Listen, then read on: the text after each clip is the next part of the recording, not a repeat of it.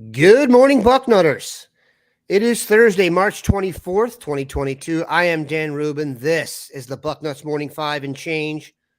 Those of you joining us live on YouTube, Twitter, and Facebook can see the handsome faces of Bill Kurelic and Mark Porter. We are live.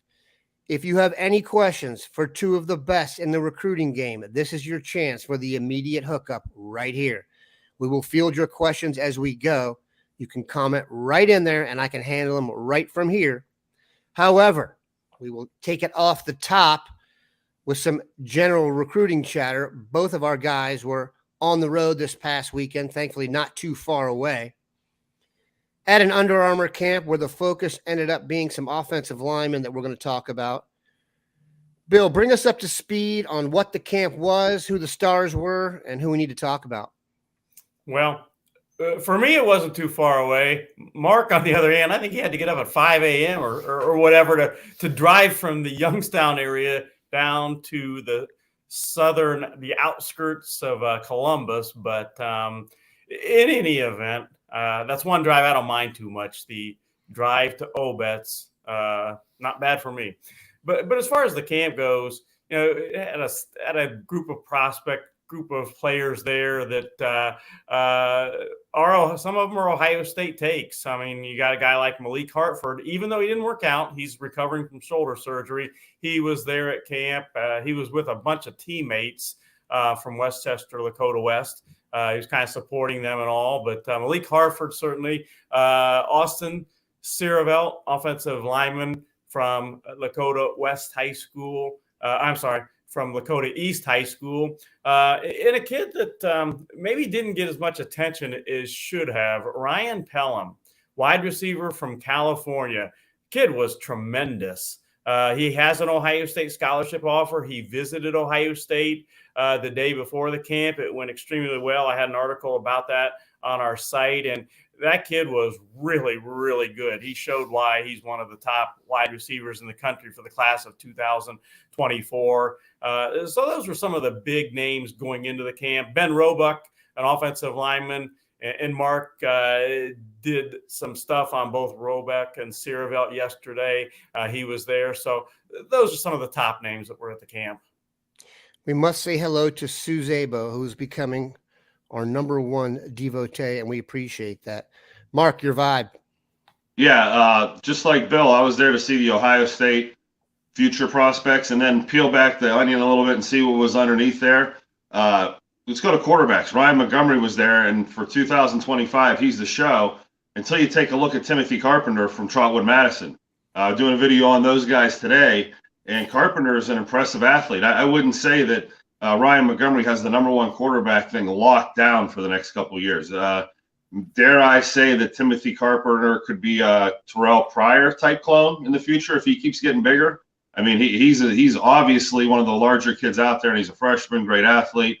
Some of the other young quarterbacks I got to see, the quarterback from Massillon, a young quarterback from Wayne. We're going to get into all these guys. Landon O'Connell from Pickerington North is a 2025, won the MVP with accuracy. So, let's just not talk about Ryan Montgomery. Let's get into all these guys, and, of course, I'll break them all down for you. And that offensive line group Bill talked about was really deep. I thought Dominic Rivera from Olmsted Falls looked really good. He fit in with the other big-time guys. He's 6'7", 280 pounds, and when they were going through drills, if you didn't have your sheet in front of you, you thought he was Austin Sierravelt or Ben Roebuck or something. Some of the other guys, the Armstrong twins up at St. Ed's, a lot of buzz about them. What athletes they are. I mean, they're a little bit light at 240, 250 pounds, but they're probably the best two athletic linemen there. Jordan Hall out of Kip, no one's seen him yet. He's 6'7", 300 and some pounds. That's a school in Columbus that, has a lot of prospects.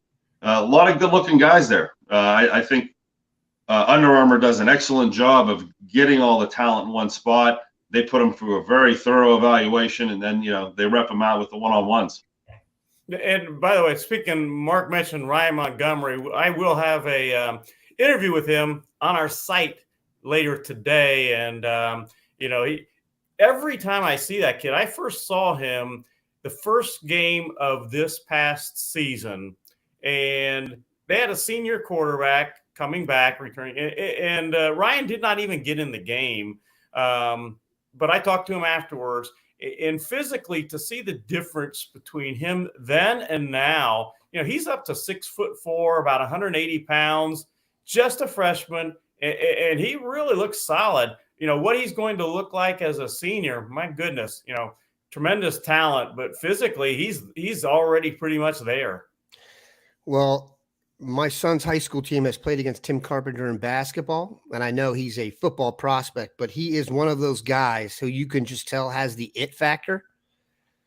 He played, if I remember this correctly, last year, his high school team had such bad injuries that in the playoffs, he was the JV point guard. They called him up, and he played center for the varsity team and was the best player on the floor.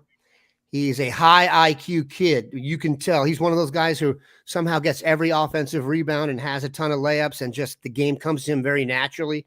He's a big-time quarterback prospect, and he can throw the ball.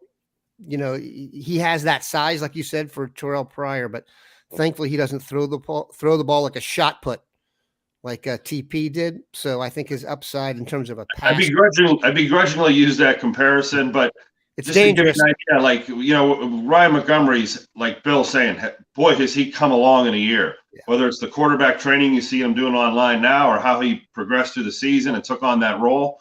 But there's other guys out there that aren't going to roll over and die just because we named Ryan Montgomery the leader right now. No doubt. And it's an athlete like that. And then you take style into consideration of the offense. Do you want a running quarterback or do you want a drop back? Ryan Montgomery's a great athlete, but Carpenter's on a different level of athletic ability, similar to Terrell Pryor. I hate to use that term over and over, Terrell Pryor, but even a Cardell Jones, that type of size, a better athlete. But Carpenter has a million directions he could go, including basketball. And by the way, talking about athletes, young athletes, and I think Mark would probably say the same thing. Darian Brew from Clayton Northmont, wide receiver athlete, just a 2025 kid. He was there. Keep that name in mind. He is an Ohio State type talent. Yeah, and Jalen Slaughter, the quarterback at Massillon, I didn't say his name earlier, but boy, as guys like us, as you look ahead, it was fun to peek ahead of the future and see these kids all line up in the same thing. And the Bucknuts are going to get a look at them on video when I send it out later today. Great. Bill, we want everyone to ask questions, and there's one on the screen here. Will Tavion Galloway receive a scholarship offer? Let us know who that is and what you think. Well, Galloway is a 2024 tight end from Chillicothe. He worked out on Sunday, and he's got about 15 scholarship offers already. I did a story, actually did a video interview with him on Bucknuts yesterday, and he's put himself in the running. He visited Ohio State on Tuesday. The visit went very well. He spoke with Kevin Wilson, the tight ends offensive coordinator, tight ends coach, and spoke with Tony Alford, Ryan Day, and everything went well. They indicated to him that he just needs to really keep developing and keep building his relationship with the staff, and that he has a good chance to get an offer. He's not the only tight end that was in town, though, recently. I saw Ohio State had the number one guy in the class, along with a teammate. Bring us up to speed. Again, I feel like 1 out of every 3 recruits that visits any schools from Georgia. Yeah, Landon Thomas is the tight end you're talking about, 2024 kid, number 1 tight end in that class. He and Nye Carr, a wide receiver at the same school in Georgia, also 2024 kid. Nye Carr got an offer from Ohio State on his visit yesterday. Landon Thomas had been offered an Ohio State scholarship in January. Obviously, they're going to be tough to pull out of Georgia. Georgia has offered them scholarship, and I think Georgia is the leader right now for Thomas. But the fact that they, on their own dime, came up to Ohio State in the middle of the week and made a visit, it gives Ohio State at least a chance. For those of you on the pod, we're going to take a quick break. For those of you watching live, you get the overload of handsomeness without a break. And we're back. Go ahead, Mark. Yeah, and if we want to back up to Tavion Galloway again, I saw him when he played for Unoto as this past season, and he's a transfer to Chillicothe right now. And you look at the other tight ends that Ohio State's bringing in nationally, they're much heavier than Galloway. I think in the season he was playing around 200, 210 pounds. He's getting a little thicker than that now. So he's a little light in the butt right now compared to the other tight ends. And he's played for a small school against small competition. So I don't think Ohio State needs to fire an offer off to him yet. Like you said, he needs to develop the relationship, get in the weight room, keep developing. And I think he has work to do in the classroom before, Ohio State will be ready to take him either. So there's a few reasons, but he's definitely flashed on film. I wouldn't say he's been the complete package on film yet. He's flashed in camps. I've watched him do some reps, and he had some very nice reps, but there are other reps where you see the rawness and you see the development that he needs to have. Not that he won't make that development happen, but being an Ohio guy, I definitely wanted to check him out and see if the LSU offer was going to be something that Ohio State's going to have to compete against. But Galloway has some developing to do. Bill, who set the tight end board? Set the tight end board for us right now. If you had to name 3 or 4 guys, because I feel like there's been a lot of tight end names out there. Set the board right now. Well, they have a commitment for the 2023 class we're talking about here from Ty Lockwood, who I really like a lot. He's tight end from Tennessee that Kevin Wilson landed early, and he's a good one. I mean, he catches the ball sometimes, looks like a wide receiver out there, and sometimes he does split out, by the way. So that's a great start. We'll see if they take 2 tight ends. They're looking at taking 2 tight ends, but it's not a done deal. The guy that I would put at the top of the list as far as somebody that I would probably want in the class if I took a second tight end would be Walker Lyons. He's from California. He is one of the country's elite tight ends. He is absolutely interested. His teammate, Rico Flores, a wide receiver who Ohio State has also offered, he set a visit with Ohio State yesterday for April. And I got a feeling Walker Lyons is going to be with him. So we'll see how that goes. Bill, as you see on the screen, we are legally obligated to ask this question once a Dean appearance from the Buckeye guy. Who will be the next person to commit to Ohio State? And I think he means prospect, not just regular student. Yeah, I'll go with the prospect end of that rather than the regular student. That's always really hard to say. Right now, no one that Ohio State would take right this minute has told me they are on the verge in the next few days, week or whatever, committing, but you never know. And I'm going to go with a name that was at the Under Armour camp on Sunday. That would be Malik Hartford. Now, the reason I'm going with him is that originally he had been telling me that he was going to narrow his list down to 7 schools, which he did, Ohio State being one of them. Then he was going to name a final 2 or 3, then take a couple official visits, and then make his college announcement, college choice sometime during the summer. He's changed that, though. He's moved things up. He is now gotten rid of the naming of 7 schools. He's not going to do that. He's just going to make a decision. And he told me that he will make that decision anytime from April to probably early June. So he's moved things up. Might he move things up again? Who knows? He just moved them up one time, and he moved them up significantly. He could make an announcement as soon as late April. So maybe he moves it up again, and maybe he announces in middle or early April. We'll see. But I'll go with Hartford as maybe moving things up one more time and announcing sooner rather than later. And we know when you go west in Ohio, once you pass Middletown, things get a little sketchy in terms of Ohio State devotion. So that's definitely one to keep an eye on. Let's stick with the tight ends here. Spider Sillery, another fantastic online viewer. Will the tight ends want to come? Will they see how much they don't use the tight end for receiving much? Do you think they will use G-Sot differently than they had been since he was a receiver?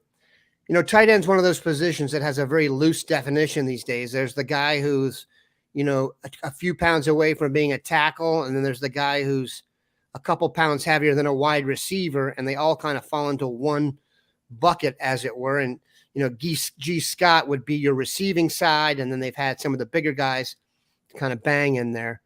What's your impression, Mark, of how they're used, and then how they should be attracting guys in there? Do you think, like Jeremy Ruckert came in here as the number 1 tight end, and, he's going to be hopefully a 3rd-round draft pick, but the question is, and he wasn't used as much in the offense. It's the kind of the age-old Dave Biddle, will he get 30 receptions a year issue? They had 2 first-round receivers on the outside pulling a lot of ball quarterback. Okay, so how many teams in America can say that? And how do you deny those guys the ball? the Ohio State offense does use the tight end in the passing game. And, scouts like me can see that Ruckert is a heck of a receiver and don't need him to catch 60 or 90 balls to draft him and say, okay, when we project him out at the next level. I know that a lot of people, and the kids especially, want the stats to prove their ability, but Ruckert, we all know how good he is. The Ohio State team will use a tight end like G. Scott, like you're saying, the undersized receiver, the motion guy, and that's the matchup guy. They haven't really had a guy like that. Rossi, the fullback, wasn't like that. The tight ends they had weren't as fast and receiver-like. So it's going to be a new role, and he could be the model for recruiting receiver-type tight ends. But if you watch the Ohio State offense, the NFL wants blocking tight ends, and that's what Ohio State breeds. Okay, I know there's Travis Kelce and some of these flashy receiving tight ends in the NFL, but there are a majority of the tight ends in the NFL making a living blocking 300-pound defensive ends, because if you can't block those guys in the NFL, your running game's over. So the flash is in the passing game, but winning football games might be with the bigger 250, 260-pound tight ends that catch 30 to 40 balls a year. Does that attract that type of tight end, or would you even want that type of tight end if it's not going to help you win unless your offense is spread out for that? So this is a bigger debate about getting a kid here who wants to catch the ball or getting a kid here who fits the zone offense that Ohio State runs. No question. And it's going to be a challenge again this year because they are not going to be short on talent at wide receiver or running back. And every time you throw it to the tight end, you're not giving it to them. So that's key. This guy's name has come up here from Sue Zabo and Bucknuts 88. So let's ask. Sue Zabo wanted to know when, and others want to know how is OSU standing with Richard Young, Bill? Some believe he's the top running back in the country. His offer list looks like a who's who of college football. Can you give us the lowdown on a Mr. Richard Young? Yeah, hey, he's Ohio State's guy as far as targeting running backs. They've got three great ones out there that are realistic possibilities. He being one of them, he's the number one guy on my list.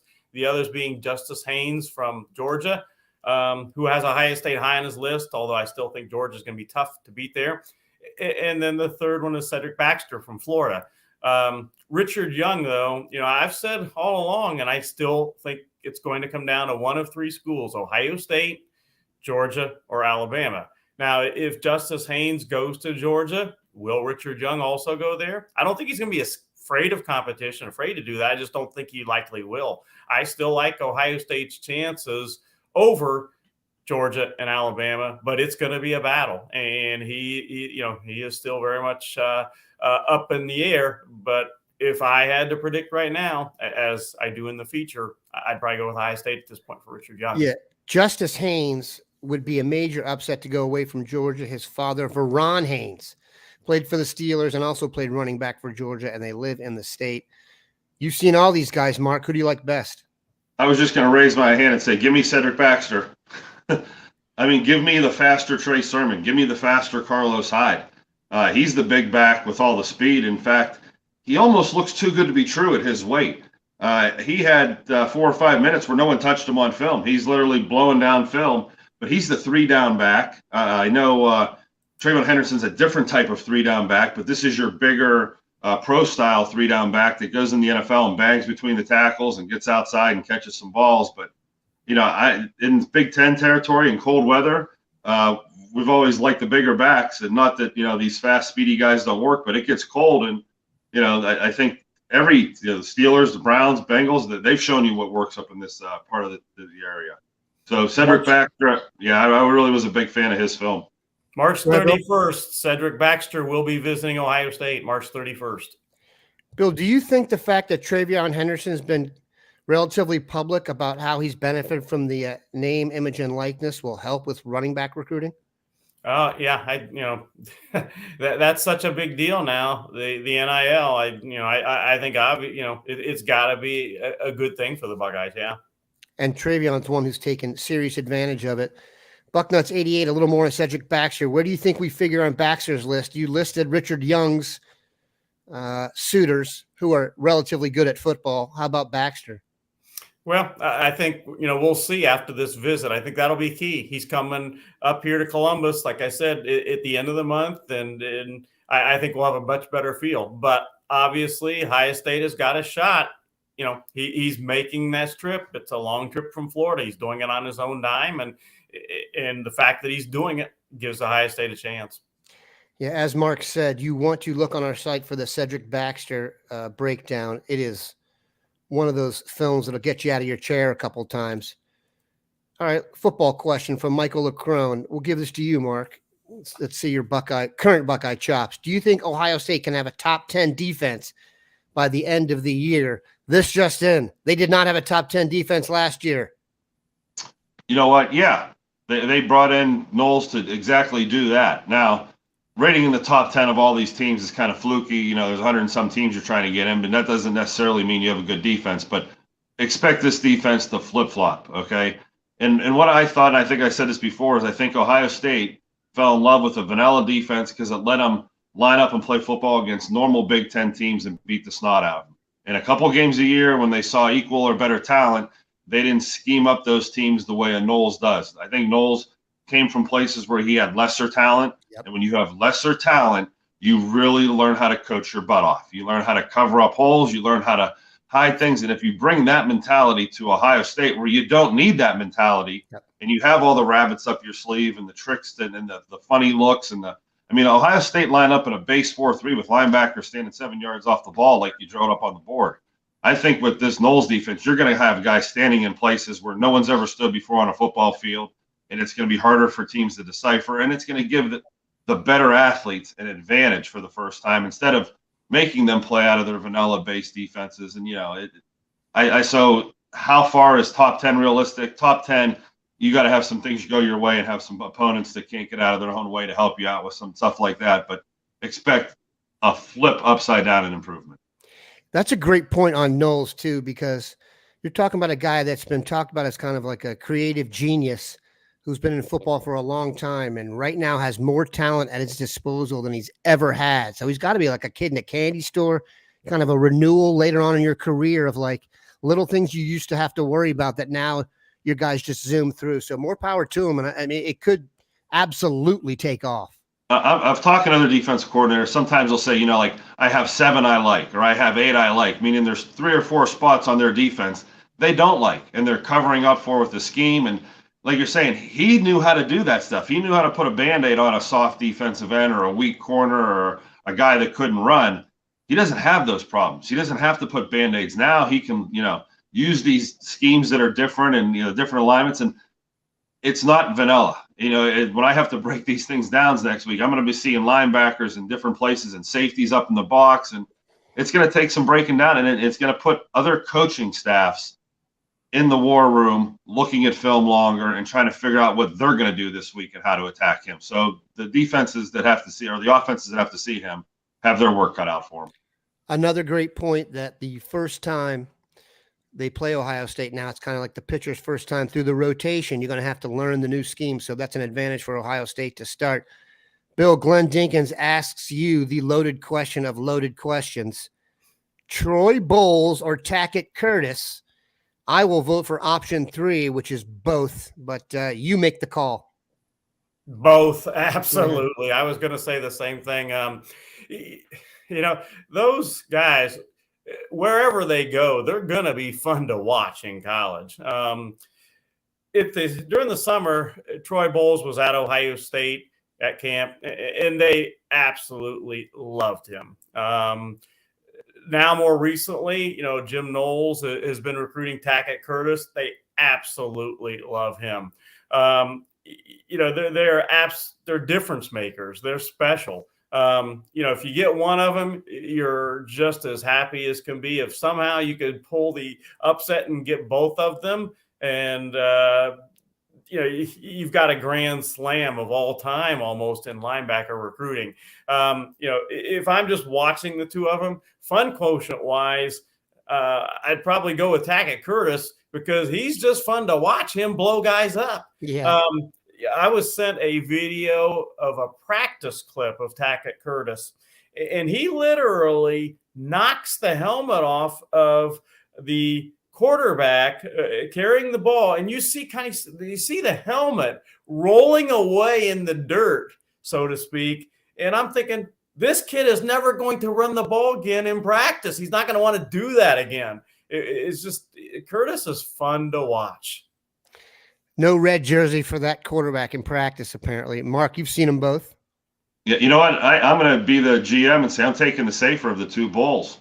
I think there's risk with Tackett Curtis. The position he plays doesn't exist in college football. A guy lined up 10 yards off the ball, blitzing every play with no pass responsibilities, not accounted for in a scheme, running downhill with no one blocking him. Let me know when that position exists in college football, and I'll take Tackett Curtis. Okay, Bowles is much more athletic, much more diversified. I haven't seen Tackett Curtis line as a linebacker and play linebacker yet and take on a blocker. He's a gimmicky safety standing back there. So if you ask me, give me Bowles. I like the flashy highlight film. I like Tackett Curtis. He'll be fine. But the question is either or. I'm taking my first round draft pick and I'm going to sleep at night. I'm not going to wonder if a kid come in and duplicate something that's gimmicky in high school at the college level. Let me go with a counterpoint on that, Mark. Ohio State has seen Tackett Curtis. They've not just seen the highlight, the huddle film and all. They've seen game film and all. And they have told the coaching staff there, he checks off every single box. And they're talking about dropping into coverage, playing as a middle linebacker, playing as a will linebacker, doing everything they want to see. They've told him, you check off every box, and we want you badly. And Knowles is all over him. I know someone has brought up, well, what would he look like? As you said, Mark, in a traditional linebacker position, Ohio State is 100%, 1,000% sold that he checks off every single box. So you use your first-round draft pick on him, and I'll use my first-round draft pick on the other guy. If we got 2 first-round draft picks, we could take post, but the question was either or. Here's my thing on Bulls. If you like a good conspiracy theory, I saw a picture on Twitter. His older brother, I believe, plays defensive back at Rutgers, and he is at Disney World with the honey badger and his family. And I think Bulls may be related to the honey badger's wife. Regardless, if you zoom in on the picture, he has Bulls has Todd. That's not good. He has on an Alabama little wristband. So if you want to be a conspiracy theorist, go into that. Also, I don't know if you guys know, there's a new drinking game out. I've been told the kids are playing. When I call Denzel Burke, Denzel Ward, the kids have to drink. So they've been getting pretty hammered lately, and I just did that with Todd Bowles and his son Troy there. I apologize. All right, Bill, you see the question on there from Bucknuts 88. How about Kyler Kasper?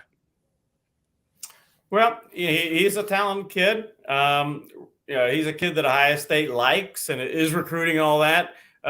It's kind of hard for me to say right now. Is Kasper someone that is likely to end up at Ohio State? I wouldn't say that right now, but certainly he's somebody that Ohio State likes and is interested in, and we'll kind of see where that goes from here. I don't think that he, as far as I know, doesn't have a visit set with Ohio State for this spring. And by the way, if you're not familiar with Kyler Kasper, he's a wide receiver. He's a class of 2023 kid that is out of Gilbert, Arizona. And Ohio State certainly has had success recruiting in the state of Arizona. So we'll see what happens there. We will finish with our number one gal, Sue Zabo. And Mark, you can take the Ohio side and Bill, the national side. Defensive end recruiting. Where are we at right now? You want to go first, Mark, or do you want me to go first? Yeah, I was going to say Hoffer is probably where you're going to go first, but in state. AJ Hoffer, yep. Yeah. Obviously that video will be out, and he's, like I said, a Jadeveon Clowney type. Georgia native. Yes, there you go. In Ohio, the Burns kid out of Gahanna is getting some interest. Kilbane out of St. Edwards is the hybrid defensive end who really is probably the best football player on the edge right now. So the long bodies in Ohio, Elias Rudolph down at Taft is another long body on the edge. Arvell Reese, He's a linebacker right now. He's about 215 pounds, but he's 6'5", and we saw Sam Hubbard and a lot of these other guys come in at that same height weight. You need like a Josh Perry or Zach Harrison from Walnut Ridge down there. These are the other quarterback they took that was 6'5", 215. Arvell Reese fits like that. He could be one of the defensive ends in Ohio. So those are some of the guys you're looking at. I know Ohio State with the new defense can take that hybrid end, the 3-4 type of end, and use that on one side of the defense. So an Arvell Reese, who's a linebacker type, could be called a defensive end, outside linebacker in college. This new defense is going to not bring in that traditional 3-4 defensive end every year that we're used to, and you're going to see a variety of pass rushing types, I think, on the edge. Bill, the other 49 states? Well, yeah, Mark mentioned the kids in Ohio, and he also mentioned, he mentioned A.J. Hoffler, who is visiting Ohio State again coming up here. Great player. I know Mark's done an evaluation on him and had pretty much nothing but great things to say about Hoffler. And Ohio State is very much in the running there. A couple other names I want to throw out there, though. Keon Keeley from Florida visited Ohio State this past week, and he's a Notre Dame commitment right now, but a great player, 5-star player. I don't know. I wouldn't predict a flip right now, but I wouldn't rule it out. We'll see what happens. He seems pretty happy with his Notre Dame commitment, but his visit, from what I was told, went well with Ohio State this past week. So we'll see. The other kid is a kid out of Florida as well, out of Venice, Florida, Damon Wilson. Really talented kid. Someone that is interested in Ohio State. That's another name to keep an eye on. That was quite a show. We went over 30 minutes, and our goal here is to take as many questions from you guys as we can.